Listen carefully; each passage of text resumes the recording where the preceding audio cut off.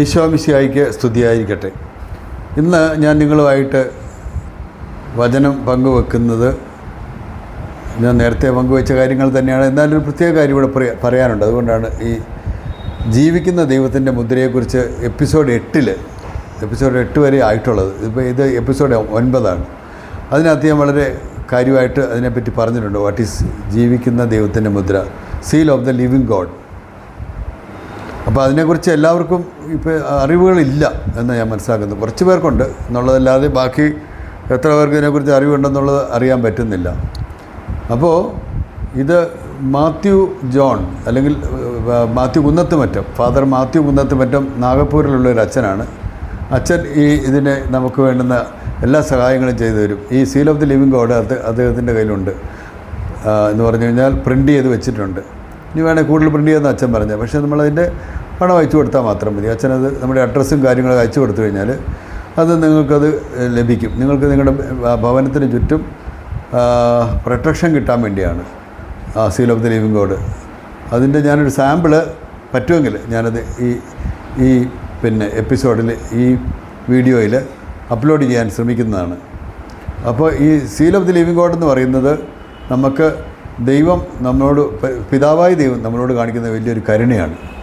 അപ്പം മാലാഖമാർ ഈ അവസാന കാലങ്ങളിൽ എല്ലാ തിരഞ്ഞെടുക്കപ്പെട്ടവരുടെയും നെറ്റിയിൽ മുദ്ര കുത്തുന്നുണ്ട്. എന്നതാ? വിശുദ്ധ കുരിശിൻ്റെ അടയാളത്തിലുള്ള മുദ്രയാണ്. എന്നാൽ പിശാചിന് വേറൊരു മുദ്രയുണ്ട്. അതാണ് വെളിപാടിൻ്റെ പുസ്തകം 13-ാം അധ്യായം 16 മുതൽ ഉള്ള 18 വരെയുള്ള തിരുവചനങ്ങൾ നമ്മളോട് പറയുന്നത്. അതൊരിക്കലും നമ്മൾ വാങ്ങാൻ പാടില്ല. ഒരിക്കലും നമ്മൾ സ്വീകരിക്കാൻ പാടില്ല. അത് സ്വീകരിച്ചു കഴിഞ്ഞാൽ നമ്മൾ പിശാചിൻ്റെ അടിമയായി മാറും. അതുകൊണ്ട് ഒരിക്കലും നമ്മൾ ആ സീല് ഉണ്ടല്ലോ, ആ മുദ്ര, അതൊരു ചിപ്പാണ്. ചിപ്പെന്ന് പറഞ്ഞു കഴിഞ്ഞാൽ ഒരു അരിമണിയുടെ വലിപ്പം മാത്രം ഉള്ള ഒരു ചിപ്പാണ്. അതിനകത്ത് നമ്മളെക്കുറിച്ചുള്ള സർവ്വ ഡേറ്റയും ഉണ്ട്. പിന്നെ നമുക്ക് പാസ്പോർട്ടോ മറ്റ് ഒരു രേഖകളും നമ്മുടെ കയ്യിൽ വേണ്ട. കാരണം ഇതിനകത്ത് എല്ലാം ഉണ്ട്. ഇതിനകത്തെല്ലാം ഈ പറഞ്ഞ ചിപ്പിനകത്ത് എല്ലാം നമ്മളെക്കുറിച്ചുള്ള കാര്യങ്ങൾ, ഡേറ്റാസ് കംപ്ലീറ്റായിട്ട് അത് കമ്പ്യൂട്ടറൈസ് ചെയ്ത് അതിനകത്ത് എൻകോഡ് ചെയ്തിട്ടുണ്ട്. അപ്പം നമ്മളത് മനസ്സിലാക്കിയാൽ മതി. അപ്പോൾ നമ്മളത് ഒരിക്കലും സ്വീകരിക്കാൻ പാടില്ല. പക്ഷേ ഇത് സ്വീകരിച്ചില്ലെങ്കിൽ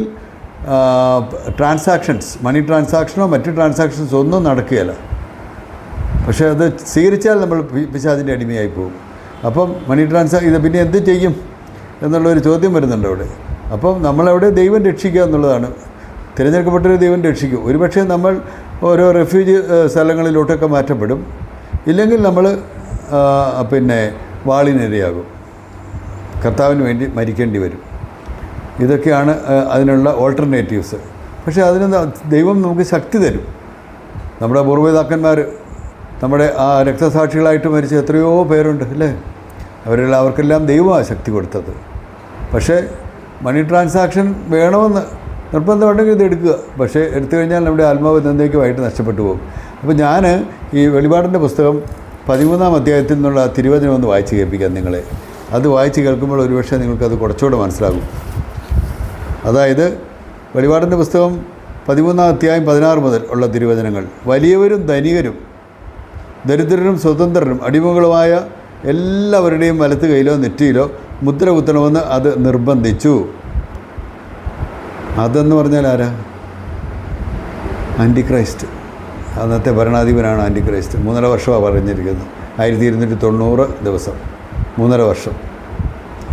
അത് നിർബന്ധിച്ചു. അത് എന്ന് പറഞ്ഞാൽ അന്തിക്രിസ്തുവാണ്. ആൻറ്റിക്രൈസ്റ്റ് ഓർ അൻഡായിക്രൈസ്റ്റ് എന്നൊക്കെ പറയും. മൃഗത്തിൻ്റെ നാമമോ നാമത്തിൻ്റെ സംഖ്യയോ മുദ്ര അടിക്കപ്പെടാത്തവർക്ക് കൊടുക്കൽ വാങ്ങൽ അസാധ്യമാക്കാൻ വേണ്ടിയായിരുന്നു അത്. കൊടുക്കൽ വാങ്ങൽ ട്രാൻസാക്ഷൻസ് അസാധ്യമാക്കുക. അപ്പോൾ ആർക്കും ഇതില്ലാതെ പറ്റത്തില്ല. ഇവിടെയാണ് ജ്ഞാനം ആവശ്യമായിരിക്കുന്നത്. ബുദ്ധിയുള്ളവൻ മൃഗത്തിൻ്റെ സംഖ്യ കണക്ക് കൂട്ടട്ടെ. അത് ഒരു മനുഷ്യൻ്റെ സംഖ്യയാണ്. ആ സംഖ്യ 666. നമ്മൾ ഈ 666 എന്ന് പറയുന്ന നമ്പർ. ആ നമ്പർ വെച്ച് പലരും ഇന്ന് കച്ചവടങ്ങൾ, ബിസിനസ്സുകളൊക്കെ ചെയ്യുന്നുണ്ട്. പ്രത്യേകിച്ച് ഫ്രീമേസണറി ആയിട്ടുള്ള ഇലൂമിനാത്തികൾ എല്ലാം ഇത് വെച്ച് ചെയ്യുന്നുണ്ട്. ഒത്തിരി ബിസിനസ്സുകൾ ചെയ്യുന്നു. വലിയ പണക്കാരാണ് അവരൊക്കെ, ധനാഠ്യന്മാരാണ്. പക്ഷേ നമ്മളൊരു കാര്യം മനസ്സിലാക്കി വേണം, ധനം കൊണ്ട് ഒന്നും സ്വർഗത്തിൽ പോകാൻ പറ്റുകയില്ല. നമ്മൾ കുറച്ച് ത്യാഗങ്ങളൊക്കെ അനുഭവിക്കേണ്ടി വരും. അപ്പോൾ ഈ മുദ്ര, ഇവിടെ പറയുന്ന ഈ ചിപ്പ്, അതൊരു ചിപ്പെന്നാണ് പറയുന്നത്. ചിപ്പ് അതിപ്പോഴേ പ്രൊഡ്യൂസ് ചെയ്യുന്നുണ്ടെന്നാണ് ഞാൻ മനസ്സിലാക്കുന്നത്. മോട്ടോറോള പോലുള്ള വലിയ കമ്പനിക്കാർ ഇതൊക്കെ ചെയ്ത് വെച്ചിട്ടുണ്ടെന്നാണ് പറയുന്നത്. അതിനകത്തെല്ലാം നമ്മുടെ ഡീറ്റെയിൽസ് വരും. ഇനി ചേർക്കാനുള്ളത് വല്ലതും ഉണ്ടെങ്കിൽ അതും വരും. എന്നിട്ട് നമ്മുടെ ഇത് എവിടെയാണ് ഇത് ചെയ്യുന്നത്? നമ്മുടെ വലത് കരത്തിലോ നെറ്റിയിലോ ആണ് ഇത് പ്രത്യേകിച്ച് ഇൻസേർട്ട് ചെയ്ത് വെക്കുന്നത്. എന്തോ ഒരു സിറിഞ്ച് പോലെയൊരു സാധനം ഉണ്ടെന്ന് ഞാൻ വായിച്ചിട്ടുള്ളത്. ആ സിറിഞ്ച് കൊണ്ട് അത് വലത് കരം എന്ന് പറഞ്ഞു കഴിഞ്ഞാൽ വലത് കരത്തിൻ്റെ ഈ ഭാഗത്തായിട്ട് ഇവിടെയായിട്ട് അല്ലെങ്കിൽ നെറ്റിയിൽ അതവർ ചെയ്ത് നമുക്കിപ്പോൾ കണ്ടില്ല. നമ്മൾ പിന്നെ കോവിഡ് വന്നു കഴിഞ്ഞപ്പോൾ എല്ലാവരും വാക്സിനേഷന് പോയില്ലേ? അതുപോലെയല്ലേ ഇത് കേട്ടോ. ഇത് കുറച്ചുകൂടെ വളരെ സൂക്ഷിക്കേണ്ട ഒരു കാര്യമാണിത്. എല്ലാവരും അന്ന് പോയി, കാരണം നിർബന്ധമായിട്ട് പോകേണ്ടി വന്നായിരുന്നു. പക്ഷേ അതുകൊണ്ട് നമുക്കൊന്നും പറ്റിയിട്ടില്ല. കുറച്ച് ചില ആൾക്കാർക്കൊക്കെ രോഗങ്ങളൊക്കെ വന്നിട്ടുണ്ട് അതിൻ്റെ ആഫ്റ്റർ എഫക്റ്റായിട്ട്. പക്ഷേ ഇതങ്ങനെയല്ല. ഇത് നമ്മുടെ ആത്മാവിനെ ബാധിക്കും. നമ്മൾ എന്നേക്കുമായിട്ട് നിത്യനരകത്തിൽ ബാധിക്കും. അത് 14-ാമത്തെ പിന്നെ വെളിപാടിൻ്റെ പുസ്തകം 14-ാം അധ്യായത്തിൽ പറയുന്നുണ്ടത്. അതായത് മൂന്നാമതൊരു ദൂതൻ 14-ാം അധ്യായം 9 മുതലുള്ള തിരുവചനങ്ങൾ. മൂന്നാമതൊരു ദൂതൻ വന്ന് ഉച്ചസ്വരത്തിൽ വിളിച്ചു പറഞ്ഞു, ആരെങ്കിലും മൃഗത്തെയോ അതിൻ്റെ പ്രതിമയോ ആരാധിക്കുകയോ നെറ്റിയിലോ കയ്യിലോ മുദ്ര സ്വീകരിക്കുകയോ ചെയ്താൽ അവൻ ദൈവകോപത്തിൻ്റെ പാത്രത്തിൽ അവിടുത്തെ ക്രോധത്തിൻ്റെ വീഞ്ഞ് കലർപ്പില്ലാതെ പകർന്നു കുടിക്കും. വിശുദ്ധ ദൂതന്മാരുടെയും കുഞ്ഞാട്ടിൻ്റെയും മുമ്പാകെ അഗ്നിയാലും ഗന്ധകത്താലും അവൻ പീഡിപ്പിക്കപ്പെടുകയും ചെയ്യും. അവരുടെ പീഡനത്തിൻ്റെ പുക എന്നെന്നും ഉയർന്നുകൊണ്ടിരിക്കും. മൃഗത്തെയും അതിൻ്റെ പ്രതിമയെയും ആരാധിക്കുന്നവർക്കും അതിൻ്റെ നാമമുദ്ര സ്വീകരിക്കുന്നവർക്കും രാപകൽ ഒരാശ്വാസവും ഉണ്ടായിരിക്കുകയില്ല. ഇവിടെയാണ് ദൈവത്തിൻ്റെ കൽപ്പനകൾ പാലിക്കുന്ന വിശുദ്ധരുടെ സഹനശക്തിയും യേശുവിലുള്ള വിശ്വാസവും വേണ്ടത്. അത് 14-ാം അധ്യായം വെളിപാടിൻ്റെ പുസ്തകം 14, 9 മുതൽ 12 വരെയുള്ള തിരുവചനങ്ങളാണ് ഇപ്പോൾ ഞാൻ വായിച്ചത് കേട്ടോ. അപ്പോൾ മനസ്സിലാക്കണം, അത് സ്വീകരിച്ചു കഴിഞ്ഞാൽ ഇതാണ് സംഭവിക്കാൻ പോകുന്നത്. അതുകൊണ്ട് നമ്മൾ ഒരു കാരണവശാലും അത് സ്വീകരിക്കാൻ പാടില്ല. അപ്പോൾ അതിനുവേണ്ടി നമ്മളത് വിശ്വസിക്കുന്നവർക്ക് ദൈവം നമുക്ക് വേണ്ട രീതിയിലുള്ള ക്രമീകരണങ്ങൾ ചെയ്തു തന്നോളും എന്നാണ് നമ്മൾ ഇവിടെ മനസ്സിലാക്കേണ്ടത്. അപ്പോൾ തീർച്ചയായിട്ടും പ്രിയപ്പെട്ടവരെ, ഞാൻ ഈ പറഞ്ഞ പിന്നെ ദൈവിക സംരക്ഷണത്തിന് വേണ്ടിയിട്ടുള്ള പ്രത്യേക ഒരു മുദ്രയുണ്ട്.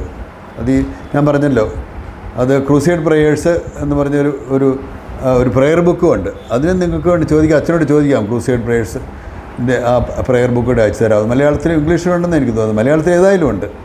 അച്ഛനെ ഇവിടെ തലശ്ശേരിക്കാരനൊരു നല്ലൊരു അച്ഛൻ, വൈദികനാണ്. അദ്ദേഹം അവിടെ നാഗപ്പൂരിലാണ് വർക്ക് ചെയ്യുന്നത്, ഒരു മിഷണറിയാണ് അദ്ദേഹം. പക്ഷേ ഇതെല്ലാം കളക്ട് ചെയ്ത് എല്ലാവർക്കും കൊടുക്കുന്നുണ്ട് കേട്ടോ. അപ്പോൾ പലർക്കും എനിക്ക് അയച്ചു തന്നു. അപ്പം ആ അച്ഛൻ്റെ കോൺടാക്റ്റ് നമ്പർ ഞാൻ എൻ്റെ എപ്പിസോഡിൽ 8 ഡിസ്ക്രിപ്ഷൻ ബോക്സിൽ നിങ്ങൾ നോക്കുക. ഫാദർ മാത്യു കുന്നത്തുമറ്റം ഒന്ന് കാണാം. പിന്നെ മോർ ഒന്ന് കാണി, അത് നോക്കിയാൽ മതി. മോർ അവിടെ ഞെക്കി കഴിയുമ്പം ടച്ച് ചെയ്ത് കഴിയുമ്പോൾ നിങ്ങൾക്ക് കംപ്ലീറ്റ് അതിൻ്റെ ഡീറ്റെയിൽസ് അവിടെ കിട്ടും.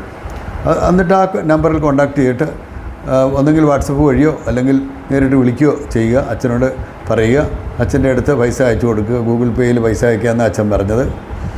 ഞാൻ അയച്ചു കൊടുത്ത് ഗൂഗിൾ പേയിലായിരുന്നു. അപ്പോൾ അങ്ങനെ ആ പൈസ അവിടെ ചെന്ന് കഴിഞ്ഞ ഉടനെ അച്ഛൻ ഇതെല്ലാം പാക്ക് ചെയ്ത് അയച്ചു. ഒത്തിരി പണിയുണ്ട് അച്ഛന് കേട്ടോ, ഒത്തിരി പേർക്ക് അയച്ചു കൊടുക്കാനുണ്ട്. അതുകൊണ്ട് പ്രിയ സഹോദരങ്ങളെ, നിങ്ങൾ ഞാനീ പറഞ്ഞ കാര്യങ്ങൾ വളരെ ആത്മാർത്ഥമായിട്ട്